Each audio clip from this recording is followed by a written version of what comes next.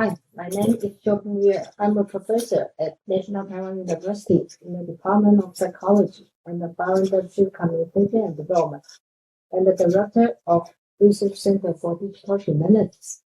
Together with my co-authors Lin Guangqi and Professor Lin Weizhen, I recently published a paper titled "The Influence of Robot Facial Expression and Inclusion Behavior on Rapport and Trust in Older Adults" in JMIR Asia.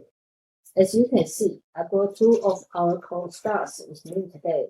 These are Kebbi robots, and they played the leading roles in our experiment. The world is aging fast. By 2050, more than 2 billion people will be over 60. And one of the big threats to healthy aging isn't only disease, it's loneliness. Social isolation carries a mortality risk comparable to poverty. Social robots, like these two, are a promising way to give older adults accessible, consistent opportunities for positive social interaction. But here's the pitch. A robot only helps if the interaction feels good. So we asked a simple question. What makes an older adult actually feeling connected to a robot? We focus on two social cues. The first one is facial expression. The second cue is inclusion. 53 community-dwelling older adults, averaging 70 years old, played a turn-taking game with both robots at once. A game we adapt from a traditional Taiwanese group game called Rabbit Squad.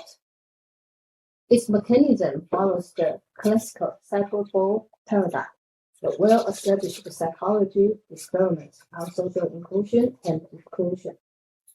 One robot was inclusive. It picked the participant most of the time. The other was exclusive. It mostly ignored the participant and kept picking the other robot instead. We then measured how much participants accepted, connected with, and trusted each robot.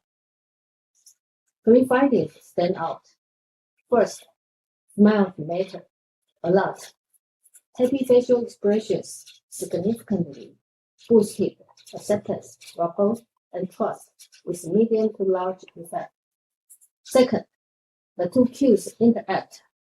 When a robot behaved inclusive, its facial expression made little difference. Good behavior spoke for itself. But when a robot behaved exclusively, the face became critical. A smiling, exclusive robot still earned surprisingly high rapport and trust, while an unhappy, exclusive robot lost score.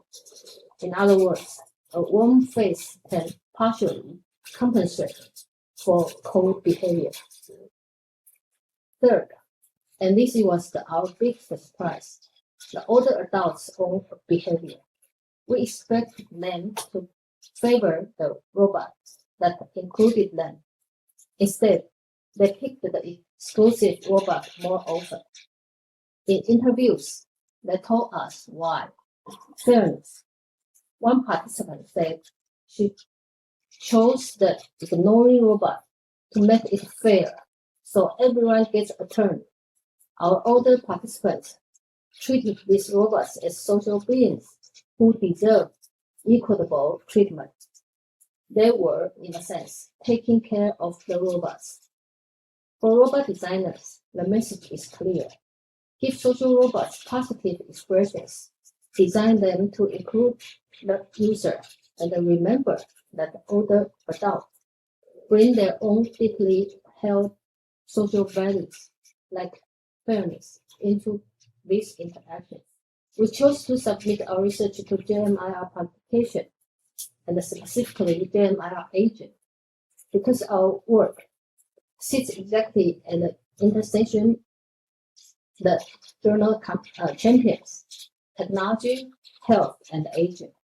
JMIR agent readership includes not just researchers, but clinicians, designers, and policymakers who can actually put these findings into practice.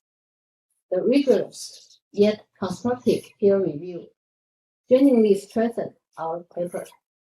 An open access model means our findings are freely available to everyone working on health aging anywhere in the world. If you'd like to see how a smile, even a digital one, can build trust across generations, our full paper is open access at JMIR Agent. Thank you for watching, and my two colleagues here, thank you too.